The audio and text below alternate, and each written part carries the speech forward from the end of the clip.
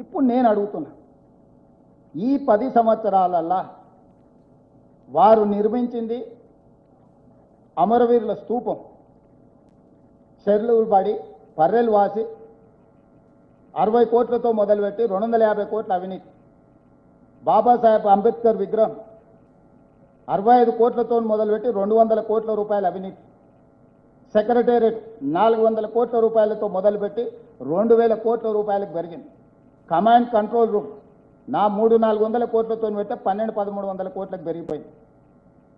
1,00,000 కోట్ల పైచీలకు 1,02,000 కోట్ల రూపాయలు కాంట్రాక్టర్లకు బిల్లు చెల్లించిన కాళేశ్వరం 3 ఏళ్ల కట్టడం కూలేశ్వరం అయిపోవడం జరిగింది. వారు కట్టిన కమాండ్ కంట్రోల్ రూమ్తో ఒక ఉద్యోగం వచ్చిందా? వారు కట్టిన సచివాలయంతో ఒక ఉద్యోగం వచ్చిందా? వారు కట్టిన ప్రగతి భవన్ అని ఆయన విలాసవంతమైన జీవితం కోసం బాత్రూమ్కు బుల్లెట్ ప్రూఫ్ అద్దాలు పెట్టుకున్న భవనంలో ప్రజలకు ప్రవేశం ఉండేనా? తెలంగాణ ప్రజలు సాధించుకున్న తెలంగాణలో తెలంగాణ పరిపాలనకు గుండెకాయ అయిన ప్రగతి భవన్లో ప్రజలకే ప్రవేశం లేదు, నిషేధిత ప్రాంతంగా ఉండే. ప్రజా యుద్ధ నౌక గద్దరన్న పోతే ఎర్రటెండకు 3 గంటలు బయట కూర్చోబెట్టిన పరిస్థితి ప్రగతి భవన్ ముందు మనం కళ్ళతో చూసినాం. వీటి వల్ల కానీ కాళేశ్వరం వల్ల కానీ 1 ఎకరాకైనా నీళ్ళు ఇచ్చిండ్రా?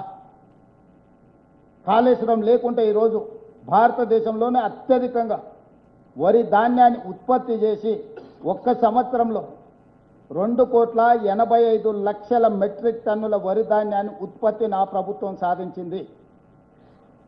భారతదేశంలోనే ఉమ్మడి రాష్ట్రంలో కూడా ఆంధ్రప్రదేశ్ తెలంగాణ కలిసి కూడా ఆనాడు ఈ స్థాయిలో వరి ధాన్యాన్ని ఉత్పత్తి చేయలేదు. 65 లక్షల ఎకరాలలో వరి పండించి ఒక సీజన్లో, ఇంకొక సీజన్లో 54 లక్షల ఎకరాల వరిని పండించి 2 సీజన్లు కలిపితే దాదాపుగా 1,10,00,000 15 లక్షల ఎకరాలలో వరి ఉత్పత్తి చేసి 2,85,00,000 మెట్రిక్ టన్నుల వడ్లను ఉత్పత్తి చేసిన ప్రభుత్వం మాది. సో వారు 20 లక్షల కోట్లు 10 సంవత్సరాలలో చంద్రశేఖరరావు గారి చేతిలోకి వచ్చినాయి. అప్పులు గిప్పులు పోను. యావరేజ్గా సంవత్సరానికి 2 లక్షల కోట్ల రూపాయల బడ్జెట్ని యావరేజ్ చేసుకుంటే 20 లక్షల కోట్ల రూపాయలు వచ్చినాయి. నేను మీడియా మిత్రుల ద్వారా చంద్రశేఖరరావు గారిని, బీఆర్ఎస్ పార్టీని నేను అడుగుతున్నాను, 20 లక్షల కోట్ల రూపాయలతో నికరంగా తెలంగాణ రాష్ట్రంలో ఒక్క సాగునీటి ప్రాజెక్ట్ అయినా పూర్తి చేసిండ్రా? ఒక్క నూతన విద్యా సంస్థనైనా మీరు తీసుకొచ్చిండ్రా? ఉన్న యూనివర్సిటీలకు వైస్ ఛాన్సలర్స్నైనా నియమించిండ్రా? గ్రామీణ పాఠశాలలలో సింగిల్ టీచర్ పాఠశాలలు 5,000 పైచిలకు పాఠశాలలు మీరు మూత వేసిండ్రు. పేదలకు విద్యను దూరం చేసిండ్రు, రైతులకు వ్యవసాయాన్ని దూరం చేసిండ్రు, మహిళలకు రాజ్యాధికారాన్ని దూరం చేసిండ్రు, మహిళా సంఘాలను నిర్వీర్యం చేసిండ్రు. 0 వడ్డీ కానీ పావులా వడ్డీ కానీ 10 పైసలైన వాళ్ళు మీరు ఇచ్చిండ్రా? 5 సంవత్సరాలు అసలు మంత్రివర్గంలో మహిళలకు స్థానం ఇచ్చిండ్రా? 1,15,000 ప్రభుత్వ ఉద్యోగ ఖాళీలు ఉన్నాయని మొదటి అసెంబ్లీలో చంద్రశేఖరరావు గారి సమాధానం చెప్తే 10 ఏళ్ళైనా ఖాళీలను ఎందుకు భర్తీ చేయలే?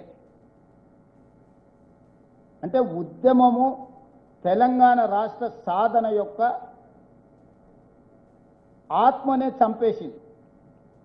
ఏ ఒక్క ప్రాజెక్టు పూర్తి చేయాలి? 1,86,000 కోట్ల రూపాయలు సాగునీటి ప్రాజెక్టుల కాంట్రాక్టర్లకు చెల్లించిండ్రు.